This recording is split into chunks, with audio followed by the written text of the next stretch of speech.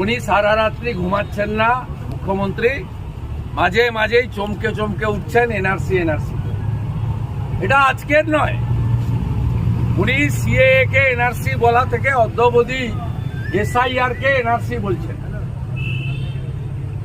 এই মুখ্যমন্ত্রী কথাবার্তা সংবিধান বিরোধী, রাষ্ট্র বিরোধী, এবং খুব লজ্জা লাগে যে পশ্চিমবাংলায় এইরকম একটা মুখ্যমন্ত্রী, তিনি প্রশাসনিক কর্ত্রী হয়ে বসে আছেন।